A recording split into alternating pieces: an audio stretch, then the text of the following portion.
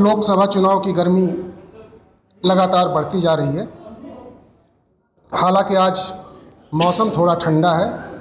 बारिश की हल्की बूंदों ने धरती के तापमान को कम किया है, पर तीसरे चरण के चुनाव के बाद अब आगे के 3 चरणों में जो चुनावी गर्मी है और बिहार की जिन 40 सीटों पर पूरे देश के यहाँ के मतदाताओं की नज़र है, 2 प्रमुख गठबंधन है।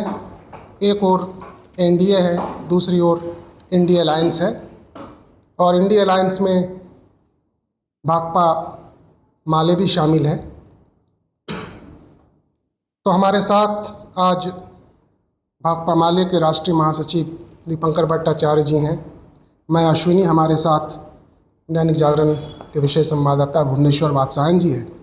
हम इंडिया अलायंस के मुद्दों पर, भाकपा माले के एजेंडे पर और इस चुनाव को लेकर और आने वाले समय में इनकी क्या नीतियां होंगी, देश की स्थिति, जो मुद्दे उठ रहे हैं उन पर इनका क्या सोचना है, इन सारे विषयों पर हम बातचीत करेंगे। दीपंकर भट्टाचार्य जी, दैनिक जागरण में आपका स्वागत है। पहला सवाल ये है कि भाकपा माले का ये नारा रहा है कि लोकतंत्र बचाओ, देश बचाओ। इस पर आपकी रैली भी हुई थी। तो इसके विपरीत भाजपा के शीर्ष नेतृत्व यह कहता है कि आप परिवार बचाओ और भ्रष्टाचार बचाओ के साथ। इस संदर्भ में आपकी क्या सोच है? नहीं, पहली बात, जो नारा हम लोगों ने दिया, लोकतंत्र बचाओ देश बचाओ, ये अब सिर्फ हमारी पार्टी का नारा नहीं, ये एक तरह से पूरे देश का नारा बन चुका है। और इस चुनाव में आप समझ लीजिए कि लोग इसी संकल्प के साथ देश को, लोकतंत्र को, संविधान को बचाना है, इसी संकल्प के साथ लोग चुनाव लड़ रहे हैं। भाजपा के जो सारे आरोप हैं भ्रष्टाचार के बारे में और परिवारवाद के बारे में, तो हमें लगता है ये इतने घिसे पीटे तो है ही, लेकिन ये सारे आरोप आप भारतीय जनता पार्टी के ऊपर ही लग रहे हैं। जिस तरह से इलेक्टोरल बॉन्ड के खुलासा होने के बाद अब तो सीधा दिख रहा है कि भारतीय जनता पार्टी ने, फर्क इतना है कि भारतीय जनता पार्टी ने जो भ्रष्टाचार है उसको संस्थागत करने की, उसको कानूनी बना देने की कोशिश की। तो भ्रष्टाचार है, उसको अगर कानून अगर बना देंगे तब भी भ्रष्टाचार ही रहेगा। तो ये देश ने समझ लिया। दूसरा, जो तमाम जिनके ऊपर आप आरोप आज लगाते हैं, किसी को कहते हैं कि नेचुरली करप्ट पार्टी है, 70,000 करोड़ का घोटाले का आरोप लगा देते हैं और अगले ही दिन उनको उप मुख्यमंत्री बना लेते हैं, अपने साथ जोड़ करके वित्त मंत्री बना देते हैं, पूरा खजाना की चाबी उनको दे देते हैं। तो ये जो भारतीय जनता पार्टी की जो हिपोक्रेसी है इस सवाल पर, जिसके चलते अब लोग उनको कभी वॉशिंग मशीन को कहते हैं, वॉशिंग पाउडर कहते हैं। तो अब देख लीजिए कि ये जो 2 आरोप ये लोग लगाते रहे हैं विरोधियों के खिलाफ, ये आरोप पूरी तरह से पिट चुके हैं। बल्कि आरोप आज ये है कि भारतीय जनता पार्टी विपक्ष को दबा करके अपने पक्ष में कर लेना चाहता है और जिनको नहीं दबा पाते हैं उनको जेल में डाल देते हैं। इसलिए हमें नहीं लगता कि इन आरोपों में अब कोई दम रह गया। और अगर दम रहता तब मोदी जी आज भी वही बात कहते रहे होते। मोदी जी अब ये कहना छोड़ दिए हैं। अब देख लीजिए, चुनाव के पहले दूसरे चरण जैसे ही आगे बढ़े तो पूरा अपना जो पुराना एजेंडा है, जो गुजरात में कभी कहा करते थे, पूरे देश में नफरत फैलाना, सबका साथ सबका विकास ये नारा था। और आज इस देश के सबसे बड़े जो अल्पसंख्यक समुदाय है, आप कह रहे हैं कि घुसपैठियां हैं। तो लगातार देश को एक तरीके से बांटने वाला जो विमर्श है, वो विमर्श भारतीय जनता पार्टी की ओर से चल रहा है।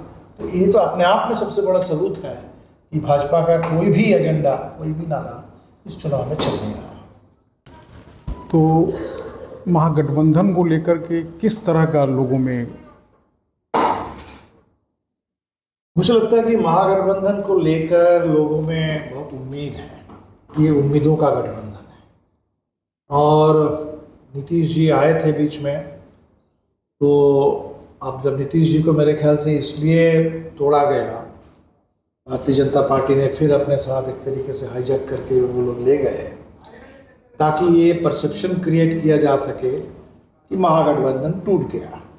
इंडिया गठबंधन जो बिहार से ही इसके बनने की प्रक्रिया शुरू हुई थी और नीतीश जी उस मीटिंग बुलाने वाले थे, मेजबानी कर रहे थे, तो उन्हीं को हमने तोड़ लिया। इसका मतलब इंडिया गठबंधन अब खत्म।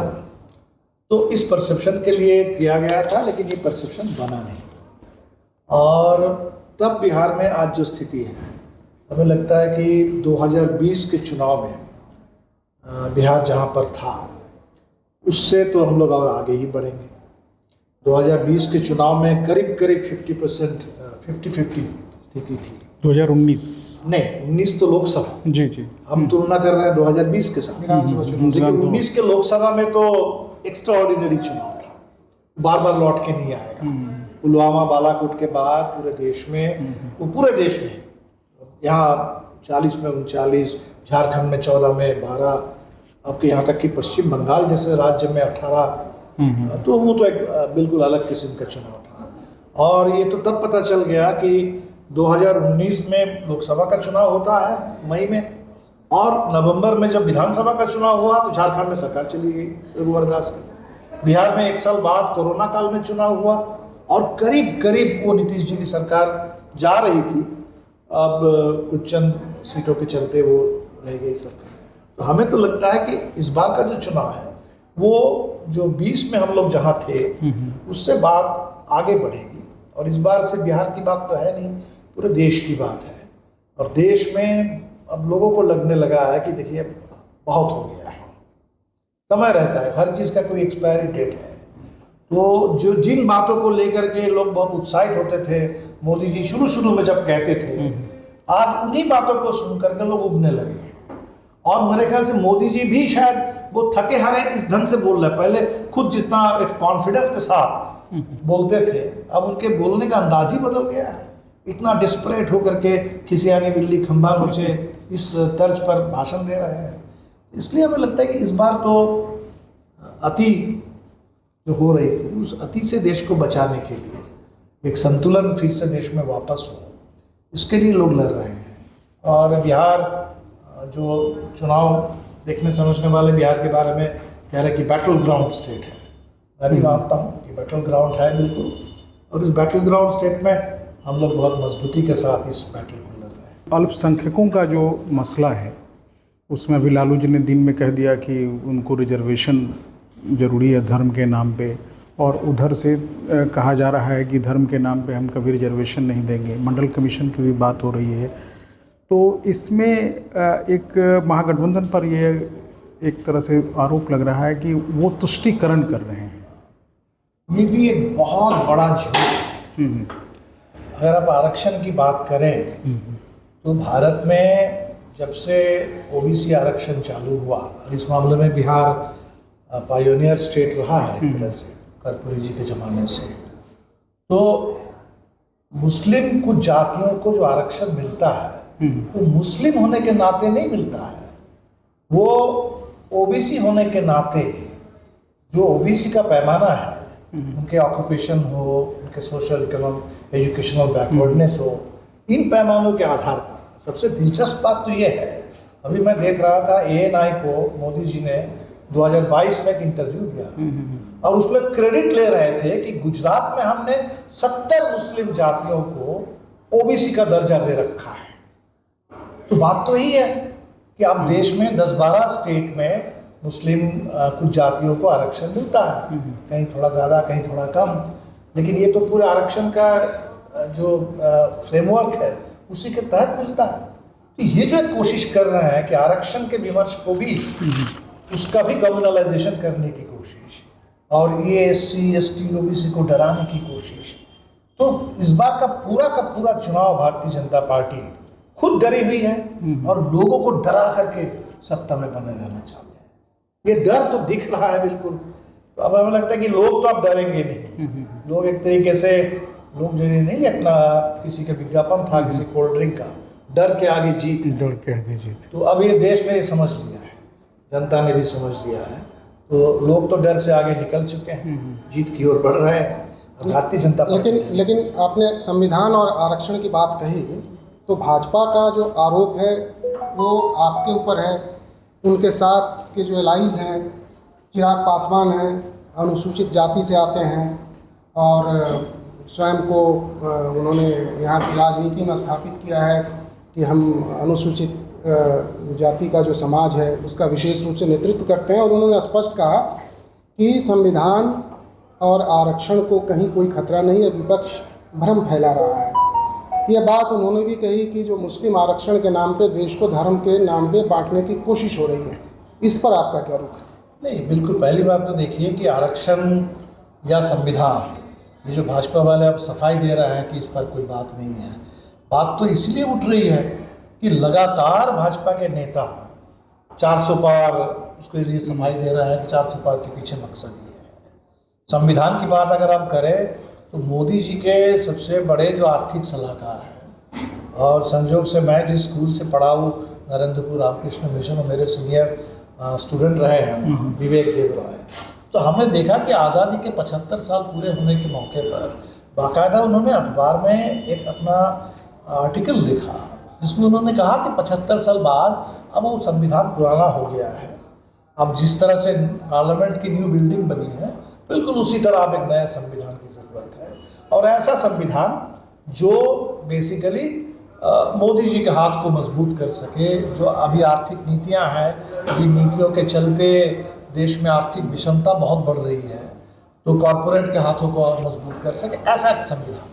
तो ये बात तो खुल कर के लोगों ने कहा, और अभी कम से कम आधे दर्जन से ज़्यादा बीजेपी के नेताओं ने इसी चुनाव पर, अब जब लोगों को लगने लगा शायद आप कोई और नहीं बोलेंगे, तो हमने सुना कि आज भी शायद राजस्थान से ही कोई बीजेपी की नेता उन्होंने फिर कह दिया। तो लगातार कभी लल्लू सिंह कहते हैं, कभी अरुण गोविल कहते हैं, लगातार इनके एक के बाद एक नेता बोल रहे हैं। तो बात तो इसीलिए हवा में तो बात चली नहीं, बात तो यहीं से उठी है। और इसका सफाई देने के लिए मोदी जी ने जो कहा वो भी बड़े चौंकाने वाली बात थी कि बाबा साहब अम्बेडकर भी अगर आ जाए तो संविधान खत्म नहीं कर पाएंगे। तो बाबा साहब भले संविधान बनाने वाले हैं, वो खत्म करने के लिए क्यों आएंगे? तो अगर आप भरोसा ही दिलाना चाहते थे कि संविधान बहुत सुरक्षित है, महफूज है, तो आपको कहना चाहिए था कि गुरु गोलवालकर भी आ जाए तब भी, क्योंकि गुरु गोलवालकर नहीं चाहते थे कि संविधान बने। ये आरएसएस का बिल्कुल डिक्लेयर्ड पोजीशन थी कि इस देश को मनुस्मृति बहुत काफ़ी है और वही असली संविधान है हिंदुस्तान का।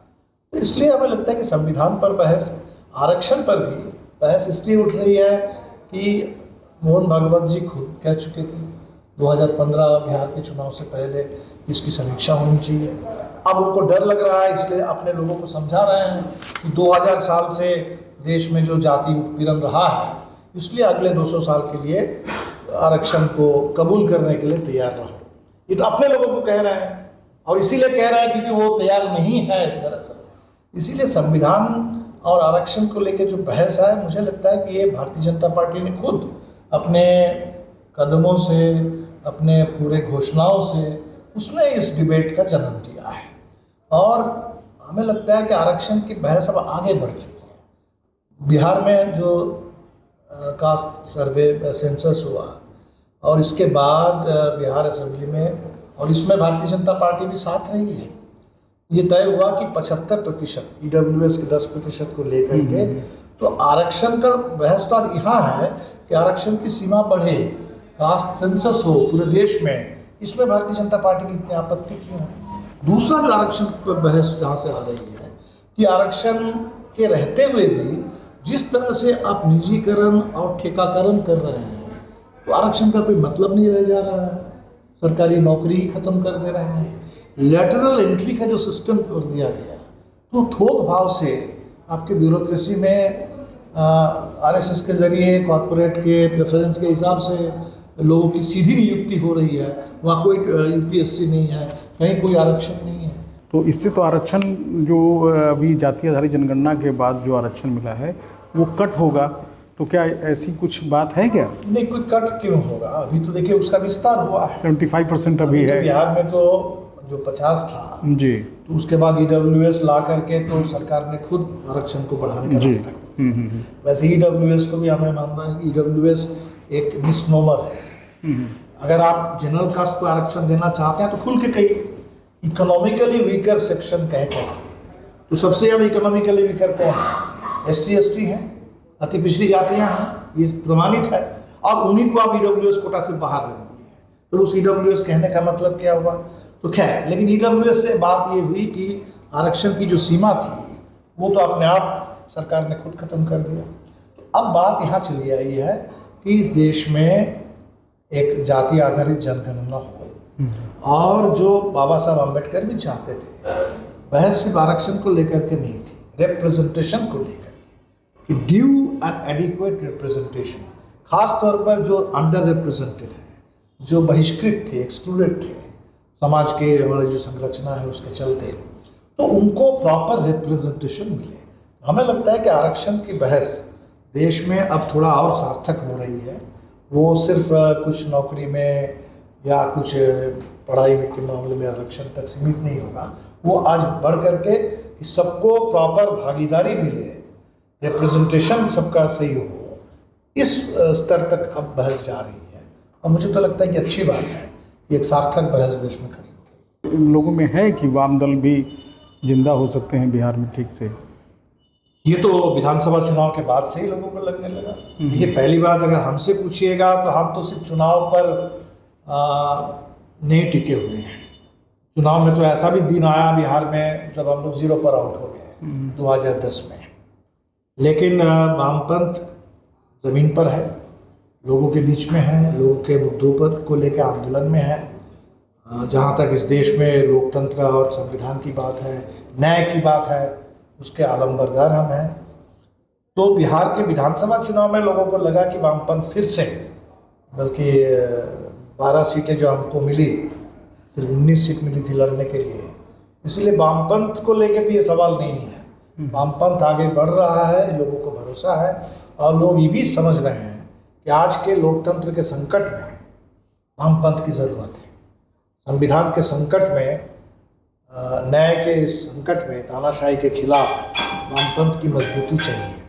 तो हम लोग कोशिश कर रहे हैं, जो समय की पुकार है, ज़रूरत है, उस हिसाब से हम खुद को प्रस्तुत करें।